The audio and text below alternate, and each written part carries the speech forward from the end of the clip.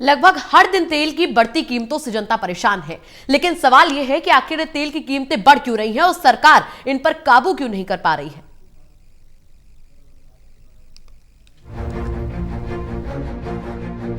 देश भर में डीजल और पेट्रोल की कीमतें हर दिन नए रिकॉर्ड बना रही है। कहीं पेट्रोल 100 रुपए के करीब पहुंचने को बेताब है तो कहीं शतक लगा भी चुका है। हालात ये हैं कि अब लोग पेट्रोल डीजल की बढ़ती कीमतों से इतने परेशान हैं कि अब जब उनसे कोई पूछता है कि तेल की बढ़ती कीमतों से आपको क्या परेशानी हो रही है, तो वे इसका सीधा जवाब नहीं दे रहे बल्कि खींच रहे हैं। बहुत अच्छे दिन आ गए, जो सोच रहा था वो हो गया। और क्या, और इससे अच्छा दिन क्या आएगा। बहुत बढ़िया सरकार है हमारी, ठीक है। गैस सिलेंडर के प्राइस भी 50 रुपए बढ़ गए। हाँ, 100 रुपया बढ़ना चाहिए तो 50 रुपये बढ़ाए हैं। जनता का गुस्सा जायज है क्योंकि लोग लॉकडाउन की वजह से ही बर्बादी की कगार पर पहुंच चुके हैं। ऊपर से अब हर दिन बढ़ती तेल की कीमतें मारने को बेताब हैं। लेकिन इस बीच सवाल ये है, आखिर तेल की कीमतों में बढ़ोतरी क्यों हो रही है और इन्हें काबू में करने के लिए सरकार क्यों कुछ नहीं कर रही। इस पर सरकार का कहना है, अक्टूबर 2020 के बाद से अंतर्राष्ट्रीय बाजार में कच्चे तेल के भाव करीब 50% बढ़कर $63.3 प्रति बैरल पहुंच गया है। इसकी वजह से तेल रिटेलिंग कंपनियों को पेट्रोल और डीजल के दामों में इजाफा करना पड़ रहा है। दरअसल पिछले साल जनवरी की तुलना में इस साल डीजल और पेट्रोल के भाव ज्यादा है, लेकिन फिर सवाल ये भी है, जब तेल की कीमतें अंतर्राष्ट्रीय बाजार में कम होती है तो उसका फायदा जनता को क्यों नहीं दिया जाता। जब जो है पेट्रोल डीजल के दाम बढ़ते हैं इंटरनेशनल मार्केट में, गवर्नमेंट दाम बढ़ा देती है, परंतु जो है कम होते हैं तो कम नहीं करती है।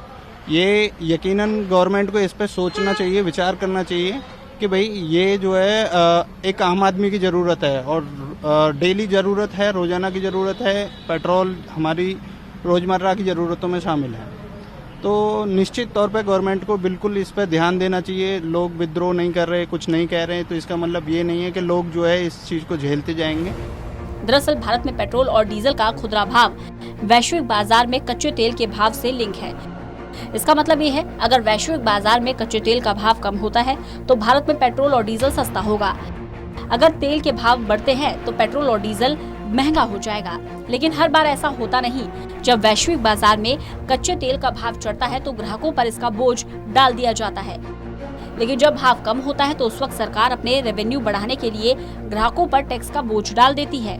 यही वजह है कि बाजार में कच्चे तेल का भाव कम होने से आम लोगों को कुछ खास राहत नहीं मिलती।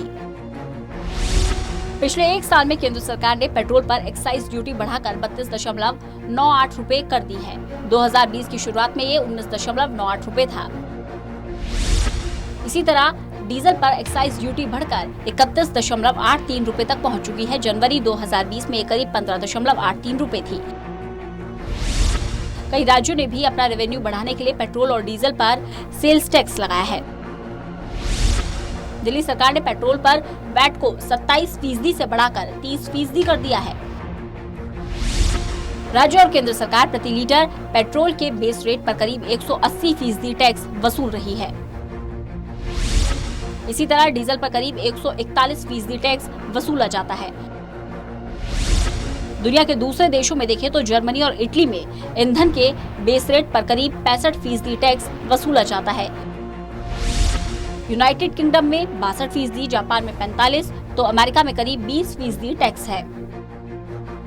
पिछले साल ही जब कोरोना वायरस महामारी की शुरुआत हुई थी तब क्रूड ऑयल के भाव में बड़ी गिरावट देखने को मिली थी, लेकिन तेल कंपनियों ने लगातार 82 दिनों तक खुदरा ईंधन के भाव में कोई बदलाव नहीं किया। इससे ग्राहकों को 2020 के पहले 6 महीने में सस्ते तेल का लाभ नहीं मिला, जबकि दूसरे 6 महीने में सरकार ने टैक्स का बोझ डाल दिया।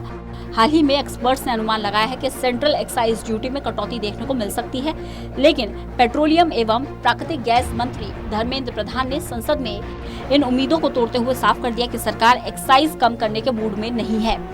और इससे ये भी साफ हो गया है, फिलहाल मध्यम वर्ग को कोई राहत नहीं मिलेगी।